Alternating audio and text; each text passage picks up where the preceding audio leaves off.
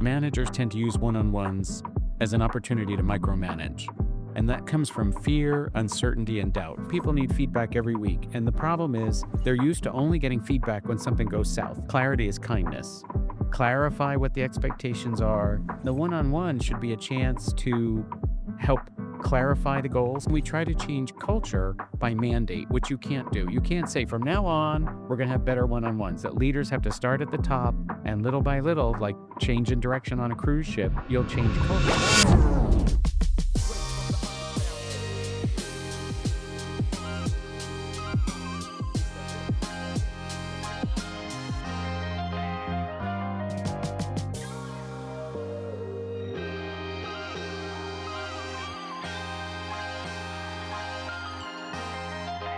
This is Ryan Leary. I've got Joe with me here.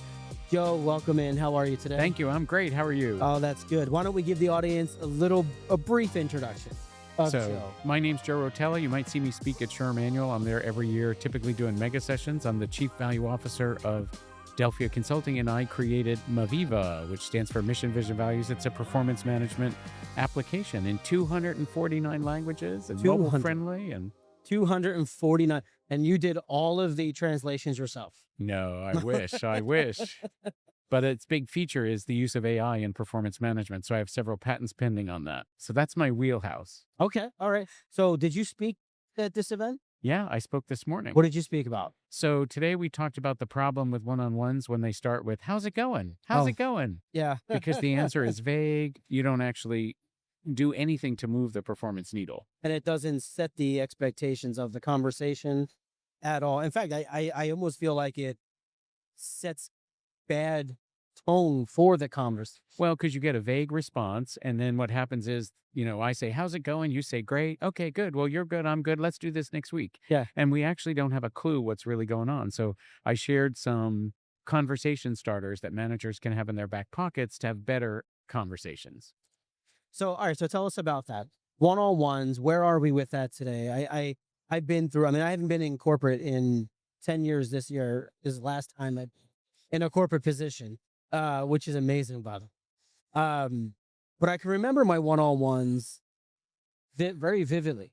And do you remember them as good or bad? Bad. Bad, yeah. They were awful. Yep. They were intimidating at some level, frustrating at another level. Yep. And it almost reinstated the fact that I shouldn't have been at the organization. I think the problem is managers tend to use one-on-ones as an opportunity to micromanage. And that comes from fear, uncertainty, and doubt. FUD. I don't know. I'm worried you're not doing what you're doing. I'm sure you're doing what you're supposed to do. I doubt you're doing it right. So we need systems instead to track status. And the one-on-one should be a chance to help clarify the goals. Clarity is kindness. Clarify what the expectations are.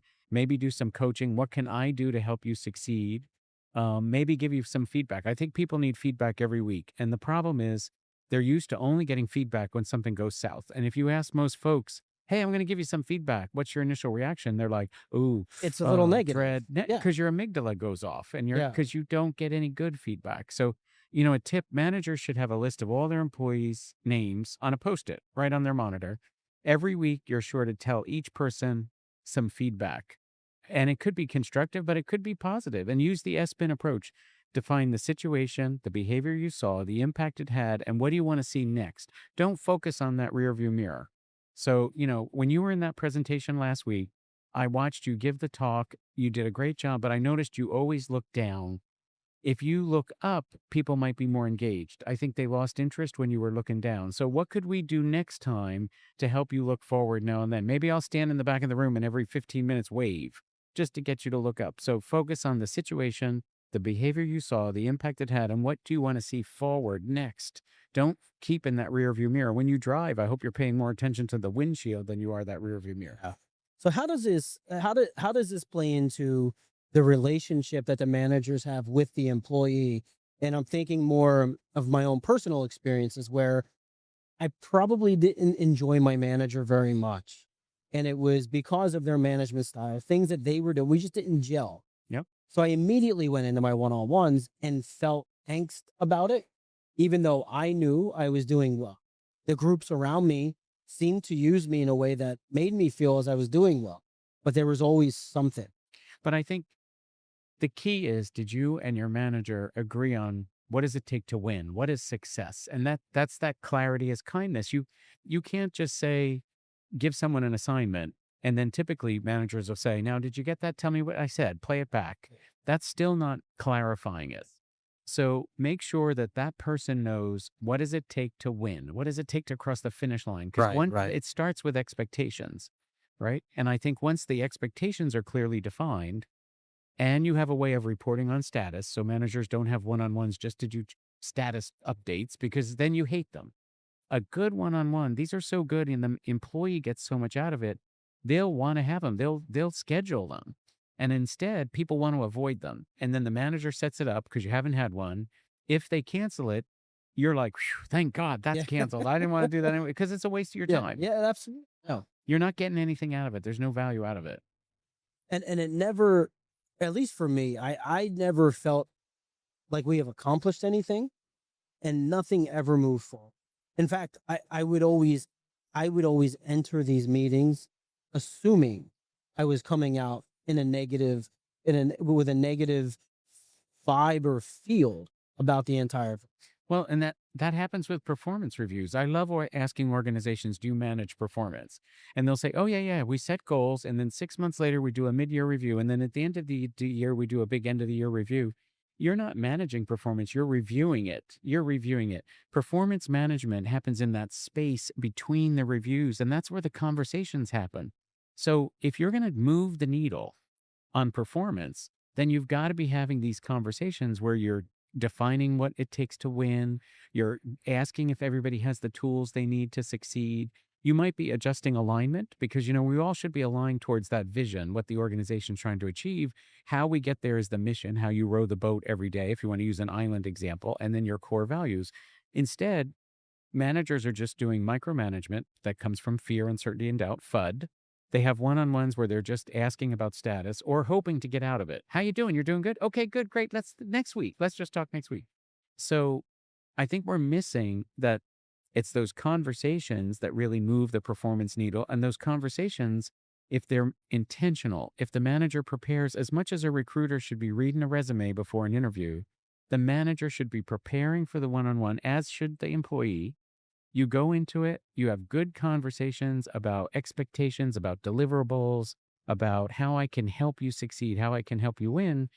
And then that's going to build trust. And trust is the number one thing employees look for in a leader. I can trust you. You got my back. You don't give me BS. Right. And so how do we get to that stage in an organization? Because I don't, and I could be wrong with this. You see this a lot more than I do, but I feel as if the employee doesn't feel like there's a formal process, and the manager doesn't really feel comfortable following that process. It's almost like interviewing a Yeah, job yeah. candidate. They don't want to ask that list of questions. They want to just go off of their gut. They want to talk and ask their own questions, and they do, and then it fails. I think a lot of that comes down to training. I always use the example. I'm from New York originally. I think you're from the Northeast. Yeah, yeah, Philly, yeah. Did you ever hear that commercial where the guy says, "I gotta go make the Oh yeah, donuts," yeah, the right? Dunkin' Donuts. Yeah, Right. yeah, So yeah. he's the best donut maker in the place. So what do? Without asking him if that's what he aspires to, you promote him to be the manager of all the donut makers. So now he's the manager. You probably didn't train him on how to be a coach because you thought he's the best donut maker. He knows what he's doing. Right. And so he comes with a lot of arrogance. He has no curiosity because he knows how to make really good donuts. So the person comes, says, "Hey, the donuts are burning. What I should do? What should I do?" And instead of coaching and saying, "What do you think? What could be wrong?" He just solves the problem and he Right. creates a mother may I culture. We have to change this. We have to get folks, especially leaders, lose the ego, be humble, be curious, learn the dimensions of coaching, learn how to help someone stay aligned with the vision, learn how to help them improve, learn how to remove obstacles, and then have those kind of conversations where you're both focused on, what do I need to do to win? What does winning mean? And how can you help me get there? I think a lot of this comes down to, we don't train folks and then we try to change culture by mandate, which you can't do. You can't say from now on, we're going to have better one-on-ones. It's not going to work, right? Leaders have to start at the top, and little by little, like changing direction on a cruise ship, you'll change culture. Right, right. In these one-on-ones, talk about winning. What does it take? What can I do to help you? That's the manager's job, helping you succeed. And I think they missed the boat, probably because we didn't train them on it. Battlefield promotions. It happens all the time. Joe, where can people find you, and what are we doing? So you can find me on LinkedIn. I'd love to join your professional network. Connect with me there. The fourth Thursday of every month, I give a free thought leadership webinar that's pre-approved for Sherman HRCI credits. I've got about 50 hours of recorded credits you can take and watch, all about Very how to nice. be a manager, how to be a coach. It's all about, for me, my whole passion is managing, not reviewing performance. I want to be the windshield view. I want to change the outcome of the game and not just review where the game went south. Joe, thank you so much. You're welcome. Thanks. Appreciate your time. Have a great conference.